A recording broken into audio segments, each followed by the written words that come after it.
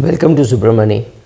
I recently met a friend who's used, I think, a paid retirement software which made his retirement look very simple. And whatever numbers you put, it was looking like he's going to become at least a rupee billionaire by the time he's 90.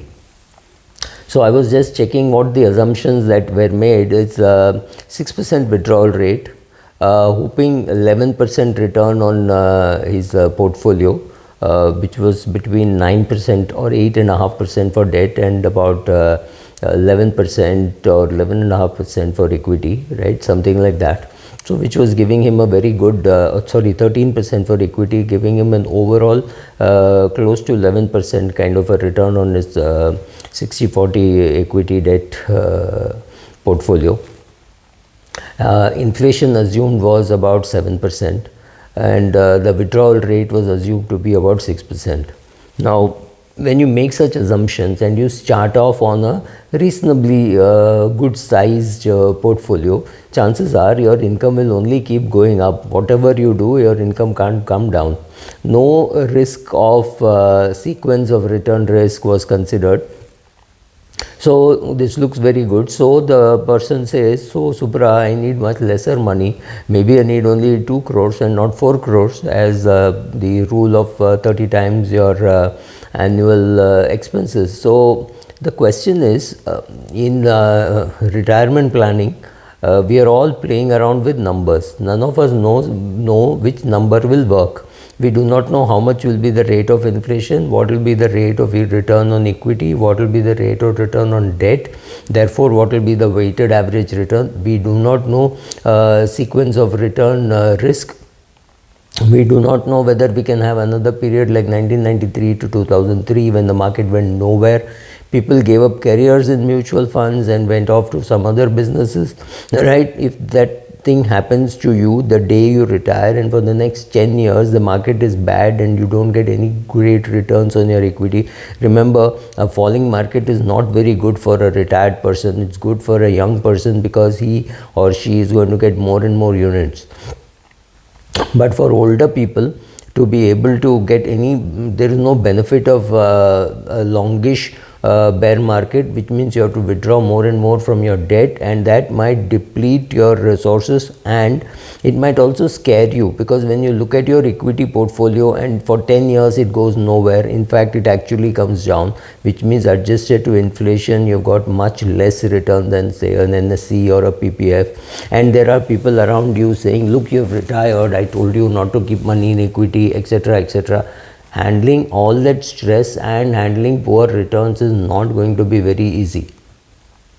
So using software is useful, but then you also have to see what are the risks that are involved in using the software. No, it's not just every software is a plug and play and you say, I need only so much, I can retire tomorrow. No, you need to understand what are the risks of doing this. You have to understand the risk of inflation being high and debt returns being low. These kind of things happened, right?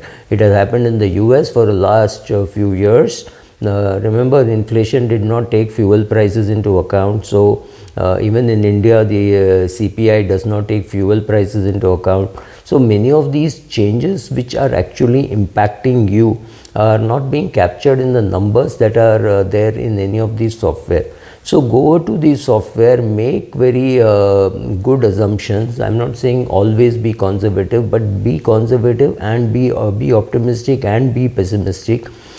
Check out how the numbers are looking like, build in the risk, saying what happens if the market falls for 10 straight years. Today, I don't think any government has the guts to let that happen. They will pump money, they will take it up, they will do something artificially, give it enough oxygen so that it doesn't die.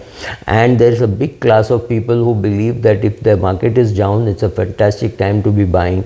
So all these people will ensure that the market is not too badly off for such a long period of time. Having said that, you don't know your own competencies of managing the portfolio.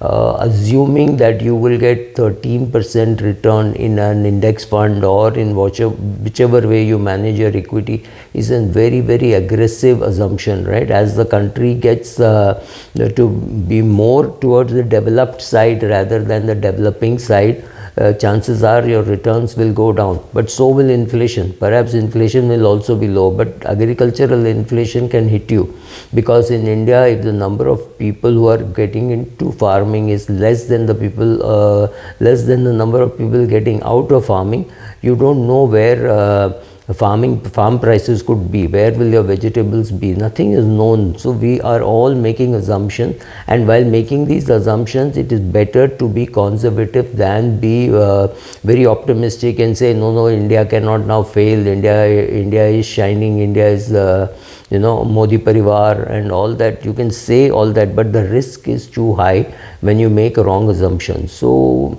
what is a right assumption? That itself is the jury is still out on that. So make your projections, use these assumptions, use these numbers, 4%, 8%, 12%, whatever you want to assume, and also use very conservative figures and find out what can go wrong. What can go wrong for 10 years if you get 0 return on your equity and maybe 8% return on your debt, or 7% return on your debt, and inflation being at 8%, which means some money is coming out of your capital on a year-to-year basis. Will that be good, bad? Will it scare you? We don't have answers to any of these questions. So it's very difficult to say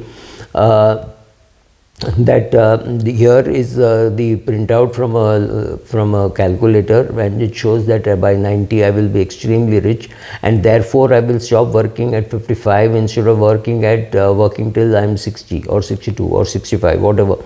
So first of all, delineate the two, the amount of money that you require and the things that you will do at retirement, right?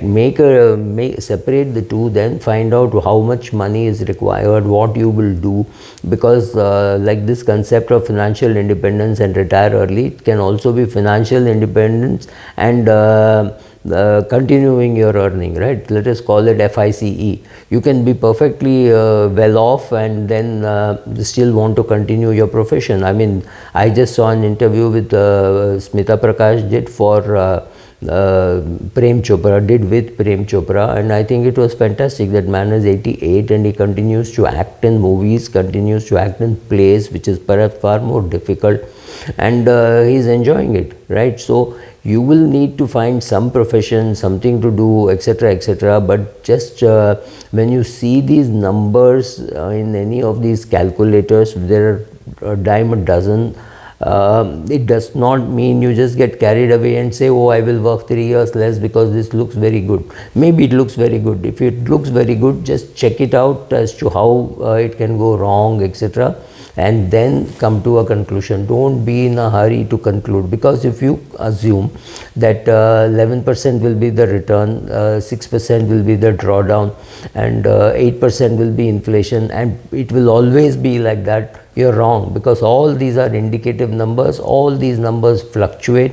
So there can be years when your portfolio is not going up, you have no income, you're withdrawing from your debt part of your portfolio, and the equity portfolio is shrinking. How you will react to that situation is what you have to consider, not whether such a thing can happen. Yes, I'm sure it can happen. Thank you.